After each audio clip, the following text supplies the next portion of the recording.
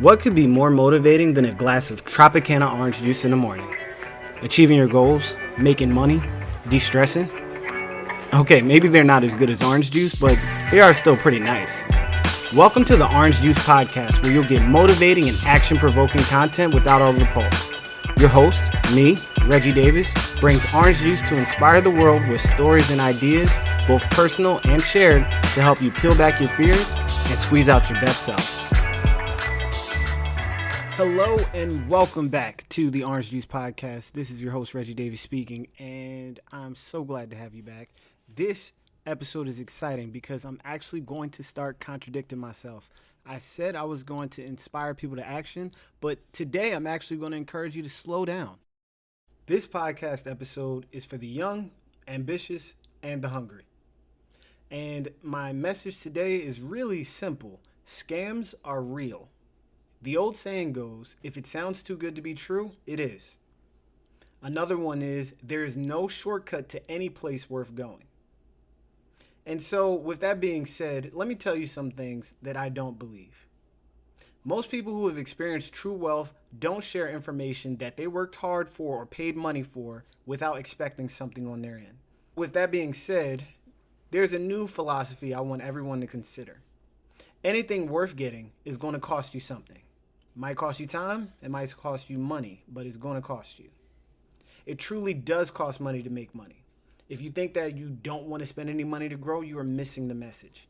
However, I think that there's a lot of misinformation out there, and that's kind of some things we'll clarify today. Number one, multi-level marketing companies. Multi-level marketing companies have real money in them. And I think majority of the people who signed up will never see that money. While I know people who've experienced success in the foreign exchange markets, I know that there's a pillar to the Forex people that makes them need to get other users. And that's why you're seeing all those generic Forex 3589212 accounts with fake $5,000 Cash App deposits saying, yeah, message me, I'll show you how to do it. Like, okay, that's not legit. The truth behind multi-level marketing companies is that they are excellent businesses and have proven success for years and years and years. You know, you go back into the Amways, the Mary Kays, Primerica, Vima, Wake Up Now. I'm just thinking about some I've heard of personally and historically. And these are companies where there have been many millionaires made from these. But at the same time, the problem is that a lot of times people who join into these businesses are under the impression that it's a lot easier than they think it is. It's a very common thought to buy up a whole bunch of inventory because we're going to sell it all today, or I can do this all really fast. And that's just not the truth. And if you join one of those businesses thinking you're not going to have to work hard because you went into a program and they said they did it, they worked really hard and it took them a long time to become established. There's nobody who's a instant millionaire with stuff like that. And that's just the truth. But I think that there are people who won't share real advice, unfortunately. And when people are following advice, a lot of times they're following advice from people who aren't in much better situations than they're in.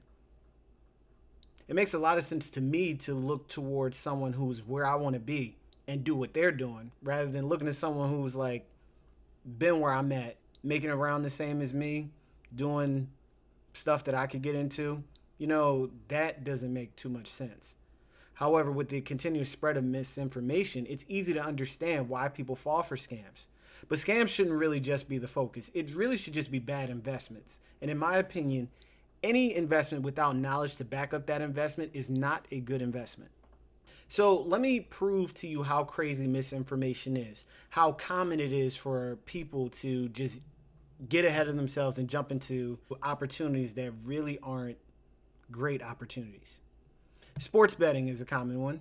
I know some people who follow science to sports betting and have seen real returns with proven and consistent success. However, 99% of people are just throwing money away from the social aspect of it. There are lucky people out there, sure, but do you know anyone personally? No, probably not. It's always someone's friend of a friend. Or the lottery.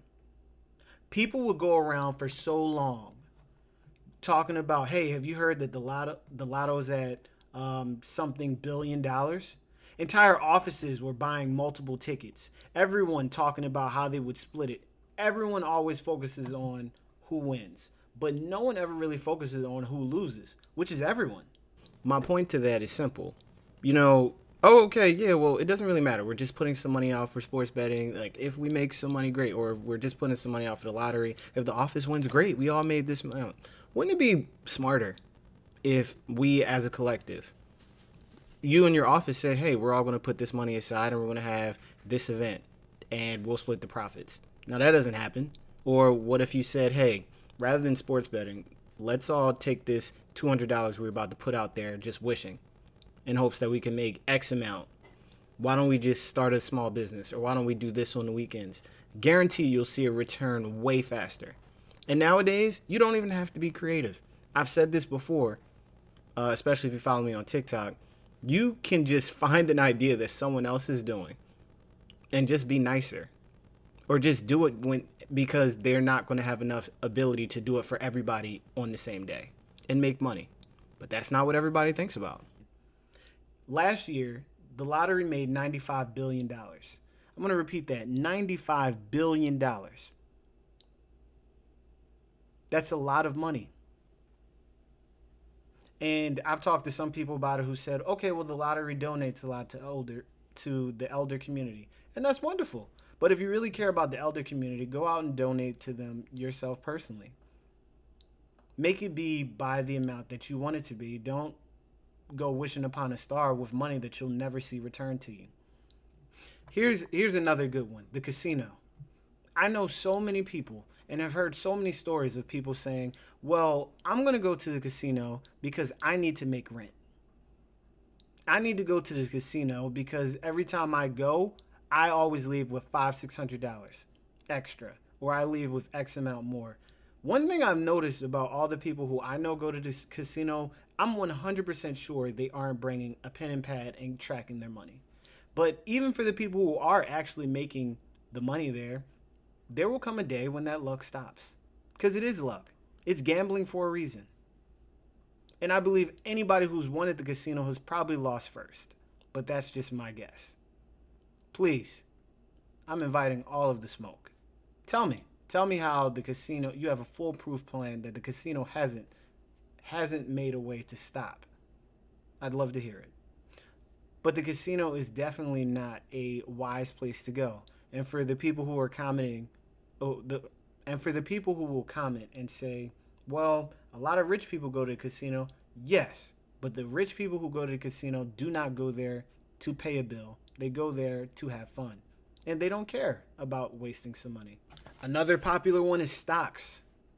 Stocks are not a scam. Stocks have very legitimate aspects to them where you can be very successful investing in stocks. However, are the people who are investing in stocks really well educated? I'm going to give a very personal story, which is probably embarrassing, but truthful. When Apple stock split, which really wasn't too long ago, they were around $130 a share when they split. And so I decided to invest about $3,000 into that. And I was looking at, and I knew that from everybody who I was talking to personally, because I've never gotten into stocks before. From everyone I talked to personally, oh yeah, this is going to be a great investment. Your money's definitely going to go up. And they're 100% right. As of today, I think Apple stock is like $160. What I know now because between now and then, I've definitely done my research and I've studied, there are certain investments that are always going to be great investments, like the big companies like Apple, maybe Amazon or Tesla. These companies aren't going out of business. They're going to keep growing and their value is going to keep going up. But you don't put your money into these stocks to double and triple your income. However, a lot of people I know have put their money in there as if it will. And that's not wise. Truthfully, the best thing you could do if you're really looking to double and triple your income is probably looking towards a smaller stock where going up by $10 is ridiculous. Where going up by $10 is possible, or doubling is possible. Truthfully, a better investment is looking towards smaller stocks, which actually have the potential to double or quadruple. But is that something that you can accurately predict? What I suspect is a lot of people get into stocks because they see other people making some good money and they're looking to make a fast flip. They're looking to make a fast flip of their money. And that's not how the richest people aren't using stocks for that reason.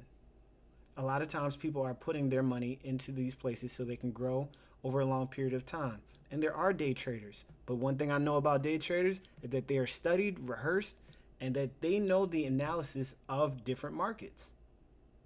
And if you don't know what the market trends look like, then you are going to fall victim to what happens to so many people where they get caught up. There are many and many studies. One thing I've also again looked at from my studies of stocks, there are three trends to a declining market.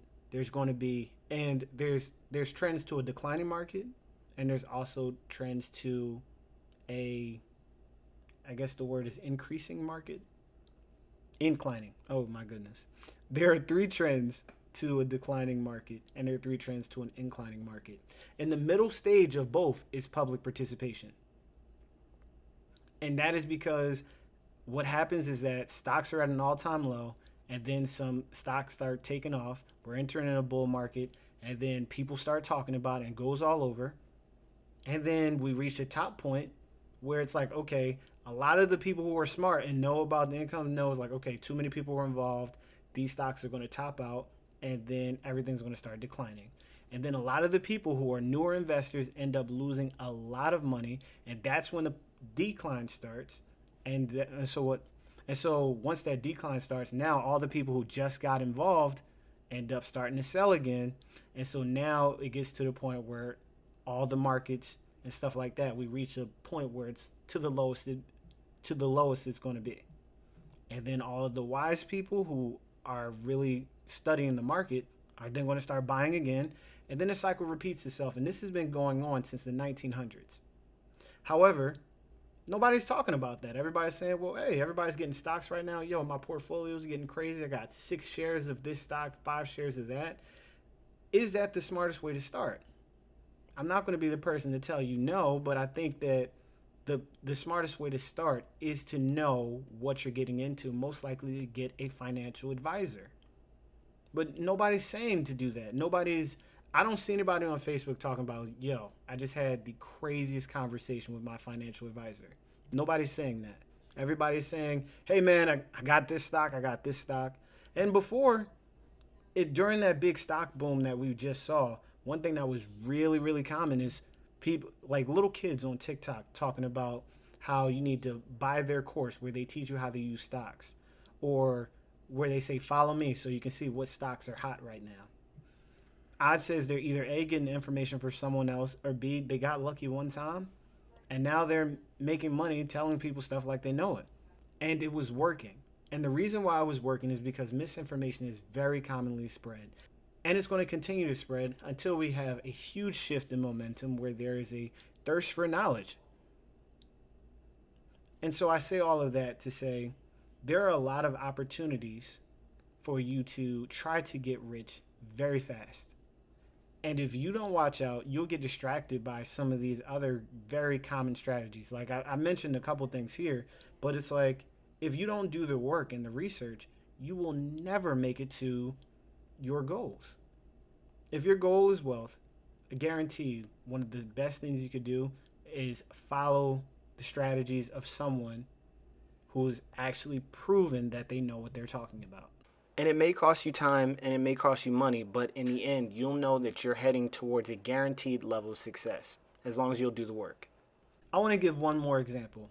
Bank CDs are something that is so common that a lot of people talk about, like, oh, hey, I can put my money here, put it in a CD, really see my money grow there. How much money do you need to have to make a CD make sense? I was speaking to someone not too long ago who put a $1,500 CD. Actually, it might have been more than that. I think it was maybe $3,000 to $5,000 CD. And they put it away and they talked about the interest rate. And what I said to them, well, what is that return? And they said they didn't know. And when they looked it up, the interest rate, I think the return ended up being like something crazy like $60.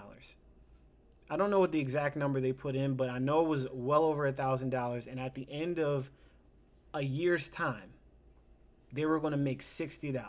And so what I would say to anybody who's even looking at CDs, Wouldn't it make more sense to take that same $1,000 and place it somewhere else?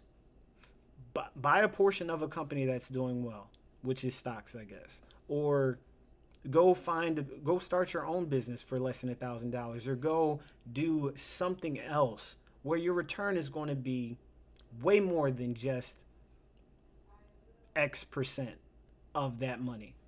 If you have a good amount to invest, talk to people and literally find the wisdom, because it's out there. What I don't want to see happen to other people is the thought process that, hey, I found this, and if I jump on it real quick, I can make some money before it goes out.